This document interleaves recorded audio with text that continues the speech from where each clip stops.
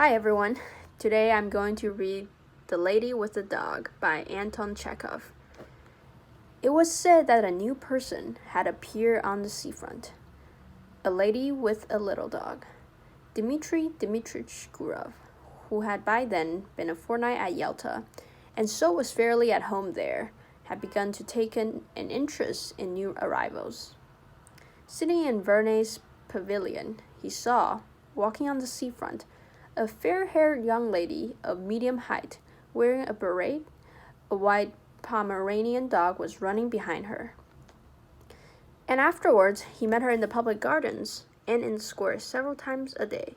She was walking alone, always wearing the same beret, and always with the same white dog. No one knew who she was, and everyone called her simply the lady with the dog. If she is here alone without a husband or friends, it wouldn't be amiss to make her acquaintance, Gurov reflected. He was under 40, but he had a daughter already 12 years old and 2 sons at school. He had been married young, when he was a student in his second year, and by now his wife seemed half as old again as he. She was a tall, erect woman with dark eyebrows, staid and dignified, and as she said of herself, intellectual. She read a great deal, used phonetic spelling, called her husband not Dmitri, but Dmitri, and he secretly considered her unintelligent, narrow, inelegant, was afraid of her, and did not like to be at home. He had begun being unfaithful to her long ago, had been unfaithful to her often, and probably on that account almost always spoke ill of women, and when they were talked about in his presence, used to call them the lower race. It seemed to him that he had been so schooled by bitter experience that he might call them what he liked, and yet he could not get on for 2 days together without the lower race. In the society of men, he was bored and not himself. With them, he was cold and uncommunicative. But when he was in the company of women, he felt free and knew what to say to them and how to behave. And he was at ease with them even when he was silent. In his appearance, in his character, in his whole nature, there was something attractive and elusive which allured women and disposed them in his favor. He knew that, and some force seemed to draw him too to them. Experience often repeated, truly bitter experience, had taught him long ago that with decent people, especially Moscow people, always slow to move and irresolute, every intimacy, which at first so agreeably diversifies life and appears a light and charming adventure, inevitably grows into a regular problem of extreme intricacy.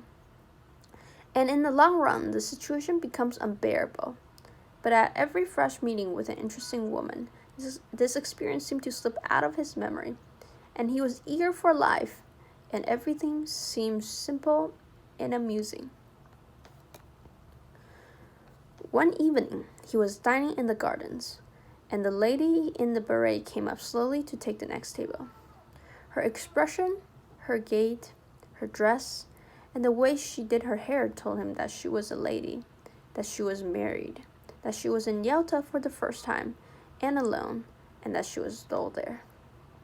The stories told of the immorality in such places as Yalta are to a great extent untrue. He despised them, and he knew that such stories were for the most part made up by persons who would themselves have been glad to sin if they had been able. But when the lady sat down at the next table 3 paces from him, he remembered these tales of easy conquests, of trips to the mountains, and the tempting thought of a swift, fleeting love affair. A romance with an unknown woman, whose name he did not know, suddenly took possession of him. He beckoned coaxingly to the Pomeranian, and when the dog came up to him, he shook his finger at it. The Pomeranian growled. Gurov shook his finger at it again. The lady looked at him and at once dropped her eyes. "He doesn't bite," she said, and blushed. May I give him a bone? He asked, and when she nodded, he asked courteously, Have you been long in Yalta? 5 days, and I have already dragged out a 4th night here. There was a brief silence. Time goes fast, and yet it is so dull here, she said, not looking at him.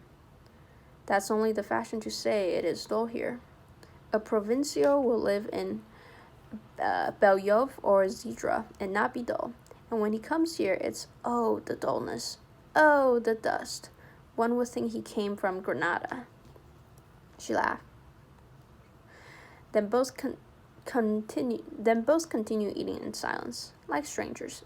But after dinner, they walked side by side, and there sprang up between them the light jesting conversation of people who are free and satisfied, to whom it does not matter whether they go or what they talk about. They walk and talk of the strange light on the sea.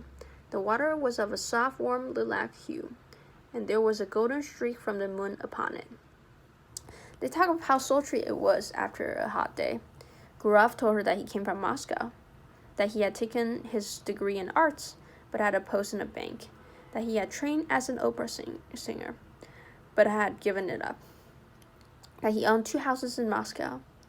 And from her, he learned that she had grown up in Petersburg, but had lived since her marriage 2 years before, that she was staying another month in Yalta, and that her husband, who needed a holiday too, might perhaps come and fetch her. She was not sure whether her husband had a post in a crown department or under the provincial council, and was amused by her own ignorance. And Gurov learned, too, that she was called Anna Sergeyevna.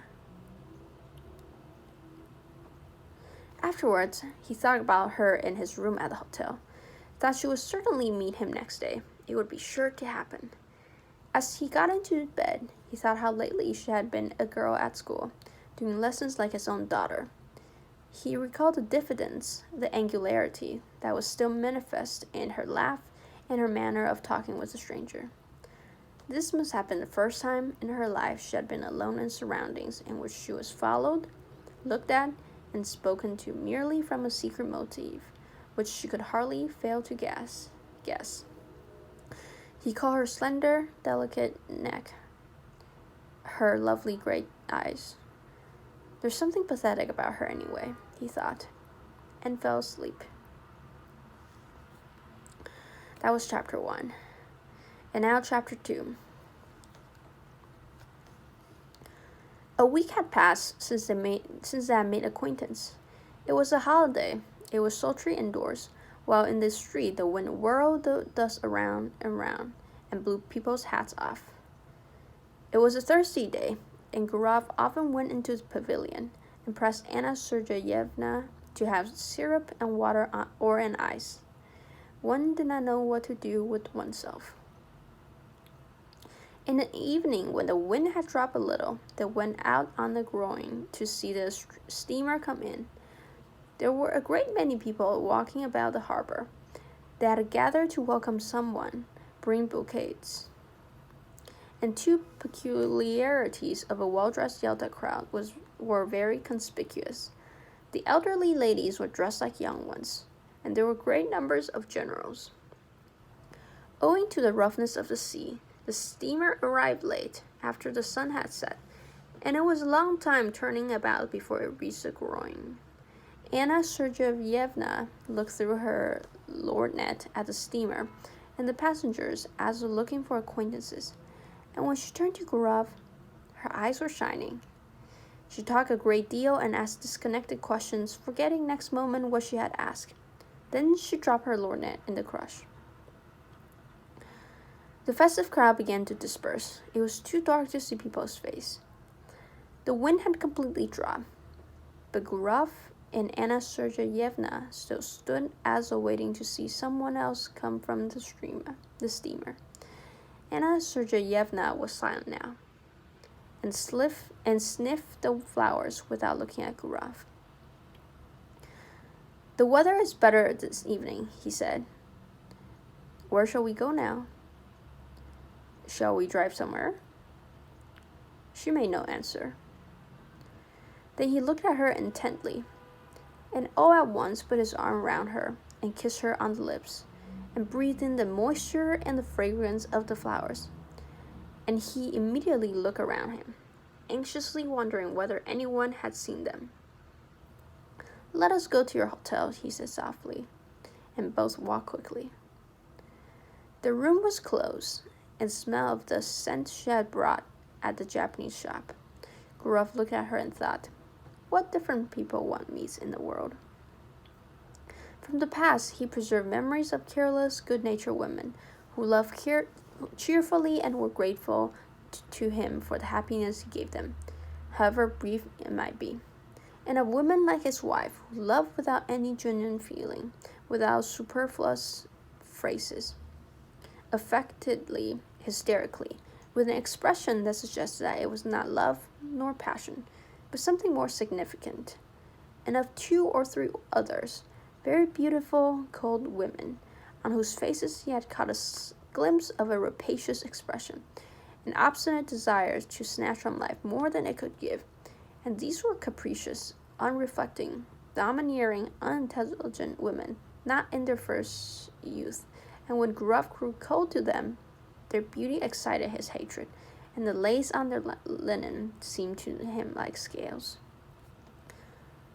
But in this case, there was still the diffidence, the angularity of inexperienced youth, and awkward feeling, and there was a sense of consternation as though someone had suddenly knocked at the door.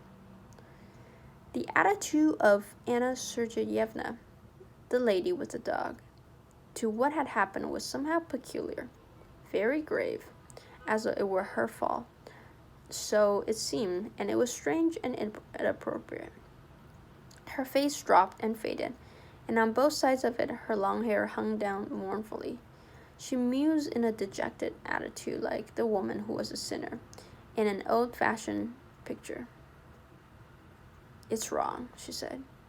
"You'll be the first to despise me now." There was a watermelon on the table. Gurov cut himself a slice and began eating it without haste. There followed at least half an hour of silence. Anna Sergeyevna was touching. There was about her the purity of a good, simple woman who had seen little of life. The solitary candle burning on the table threw a faint light on her face, yet it was clear that she was very unhappy. "How could I despise you?" asked Gurov. "You don't know what you're saying." "God forgive me," she said, and her eyes filled with tears. "It's awful." "You seem to feel you need to be forgiven." "Forgiven? No, I'm a bad, low woman. I despise myself and don't attempt to justify myself. It's not my husband, but myself I have deceived. And not only just now.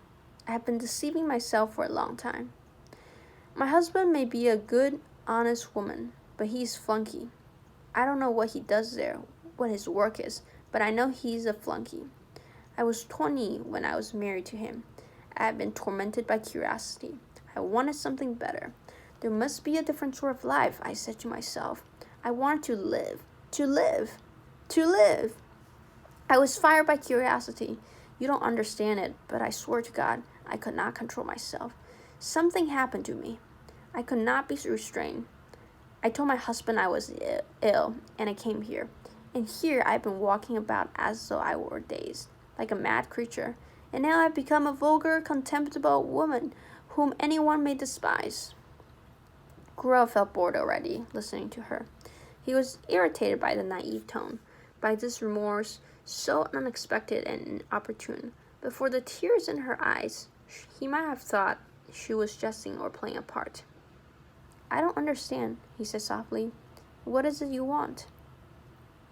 She hid her face on his breast and pressed close to him. Believe me, I beseech you," she said. "I love a pure, honest life, and sin is loathsome to me.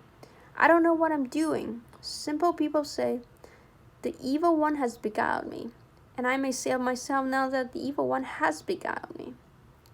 "Hush, hush," he muttered.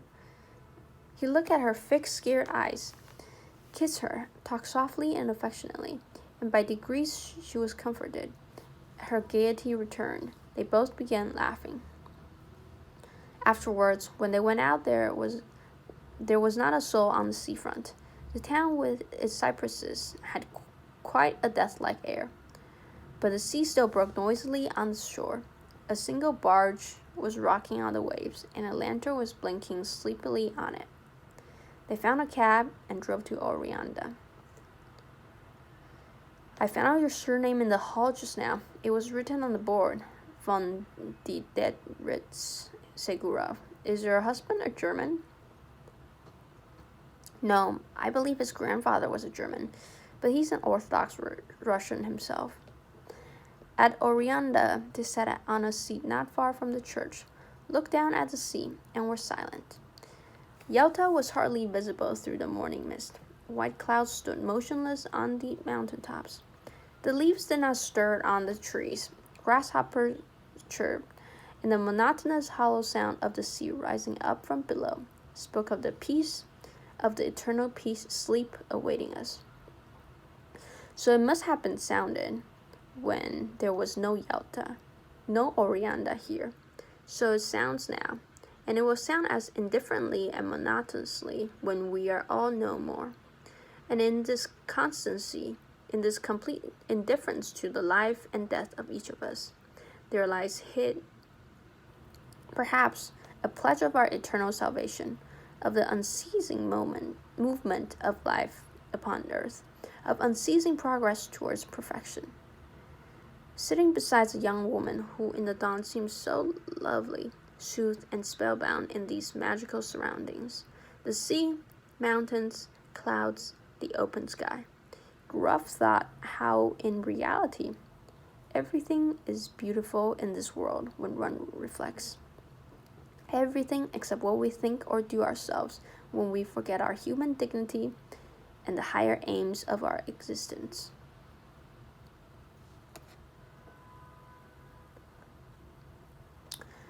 A man walked up to them, probably a keeper, looked at them, and walked away. And this detail seemed mysterious and beautiful too. They saw a steamer come from Theodosia, with its lights out in the glow of dawn. There's dew on the grass, said Anna Sergeyevna, after a silence. Yes, it's time to go home. They went back to the town. Then they met every day at 12 o'clock at the seafront, lunched and dined together, went for walks, admired the sea. She complained that she slept badly, that her heart throbbed violently, asked the same questions, troubled now by jealousy and now by the fear that he did not respect her sufficiently. And often in the square or gardens, when there was no one near them, he suddenly drew her to him and kissed her passionately. Complete idleness, these kisses in broad daylight while he looked around in dread of someone seeing them. The heat, the smell of the sea, and the continual passing to and from before him of idle, well-dressed, well-fed people made a new man of him. He told Anna Sergeyevna how beautiful she was, how fascinating. He was impatiently passionate. He would not move a step away from her, while she was often pensive and continually urged him to confess that he did not respect her, did not love her in the least, and thought of her as nothing but a common woman. Rather late almost every evening, they drove somewhere out of town, to Oreanda or to the waterfall, and the expedition was always a success. The scenery invariably impressed him as grand and beautiful. They were expecting her husband to come, but a letter came from him, saying that there was something wrong with his eyes, and he entreated his wife to come home as quickly as possible. Anna Sergeyevna made haste to go. It's a good thing I'm going away, she said to Gurov. It's a finger of destiny. She went by coach, and he went with her. They were driving the whole day. When she had got into a compartment of the express, and when the second bell had rung, she said, "Let me look at you once more. Look at you again. That's right." She did not shed tears, but was so sad that she seemed ill, and her face was quivering. "I shall remember you, think of you," she said. "God be with you. Be happy. Don't remember evil against me. We're parting forever. It must be so, for we ought never to have met. Well, God be with you. The train moved up rapidly, and lights soon vanished from sight, and a minute later there was no sound of it, as though everything had conspired together to end as quickly as possible that sweet delirium, that madness. Left alone on the platform, and gazing into the dark distance, Grubb listened to the chirp of the grasshoppers and the hum of the telegraph wires, feeling as though he had only just waked up. And when he thought, musing, that there had been another episode or adventure in his life, and it too was at an end, and nothing was left of it but a memory, he was moved, sad, and conscious of a slight remorse. This young woman, whom he would never meet again, had not been happy with him. He was genuinely warm and affectionate with her, but yet in his manner, his tone, and his caresses, there had been a shade of light irony, the coarse condescension of a happy man, who was, besides, almost twice her age. All the time she had called him kind, exceptional, lofty. Obviously, he had seemed to her different from what he really was, so he had unintentionally deceived her. Here at the station was already a scent of autumn. It was a cold evening. It's time for me to go north, thought Grubb as he left the platform. High time.